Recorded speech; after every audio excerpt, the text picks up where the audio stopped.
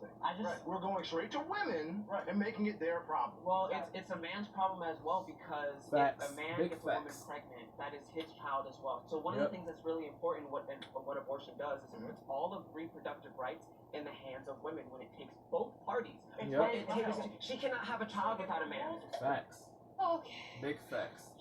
So no lies detected. Straight to the women.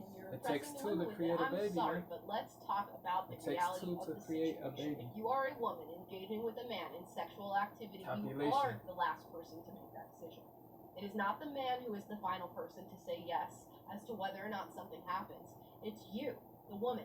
You are the final decider. You are the final judge. So yeah, if you get pregnant, guess what you're left with? You're left with you and your pregnancy. Now, a man may be there or he may not be there, but you are left with the child. So, of course, the final decision befalls the woman. And, of course, the abortion debate befalls the women. I concur. Because they are the final decider. And the fact that we would try to run away from that accountability, that responsibility, is BS. It's babying to women. It's making excuses, simping. They know.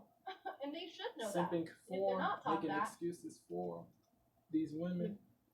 The fact that we would try to run away from that accountability, that responsibility, making babying to women. It's infantilizing women. They know. It's crazy, bro.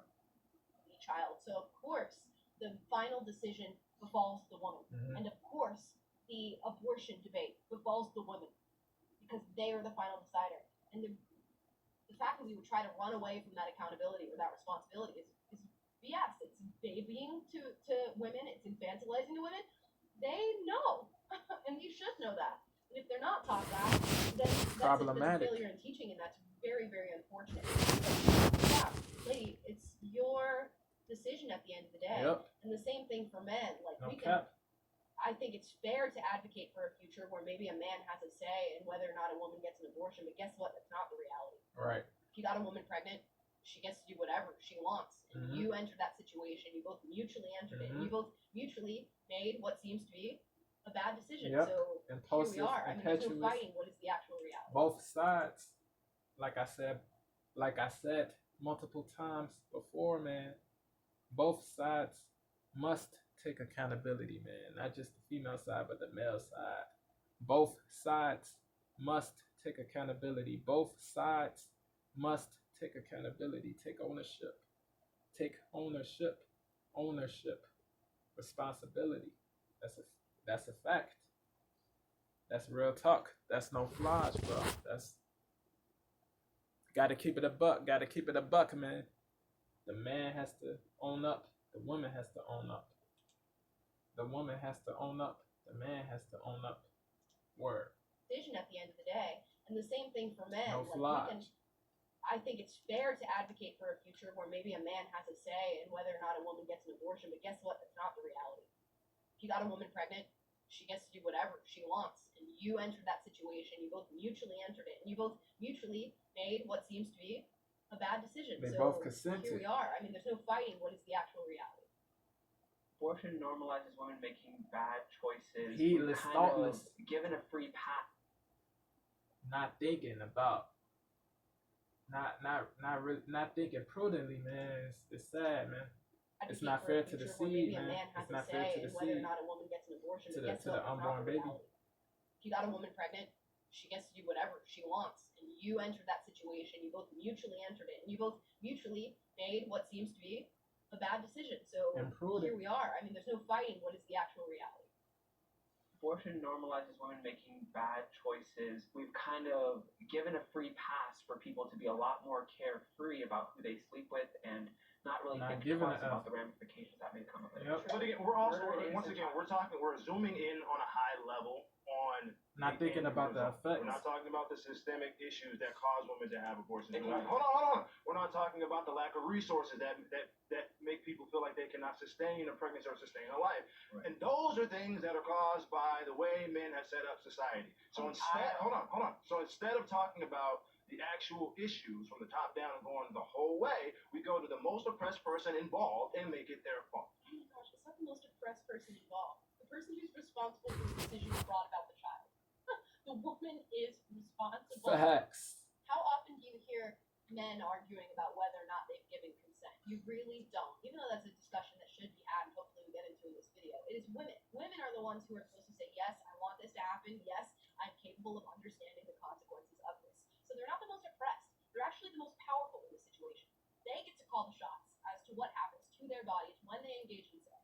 So why are we taking this away from women? A direct responsibility. Taking accountability away. Hold and yield. It's just BS.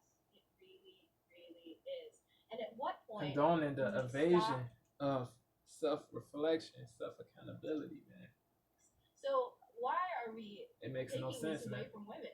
A direct responsibility. It's not laudable. It's not to be venerated. It's not to be praised. It's just BS. It really, really is. So why are we taking this away from women? A direct responsibility and power that we hold and yield. It's just BS.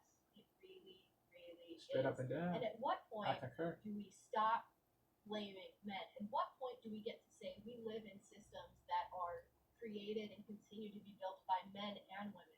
Because women can hold every single position of power that men can hold. At what point do we stop blaming men and say, oh, the men created this system, men created this system? Because women are actively engaging in it in positions of power every single day and making choices that directly affect the lives of other men and women. So at what point do we stop blaming men and say, well, it's the system that they created? This false narrative, this canard, this oppression mindset they affect the lives of other men is very so at what point whack, very poopy, very crappy. We're all living in it, we're all working on it, we're all building it together. Mansplaining is overly criticized. Okay, how do we feel about this one? I don't even believe that mansplaining exists. It's not a real thing. It's a made-up term. It's simply being disrespectful or showing disrespect to somebody and invalidating them. Men can do that. Women can do that as well. So I guess I'll walk forward and say it's overly criticized. Yeah, similar. I just want to put that into the narrative. I agree that it's not a thing, or is it just when a man is speaking and explaining something, or is it when someone is explaining something with an air of disrespect regardless of their gender? So I don't know, but I guess I'm walking forward. I'm ready to go to town on this one. Yeah.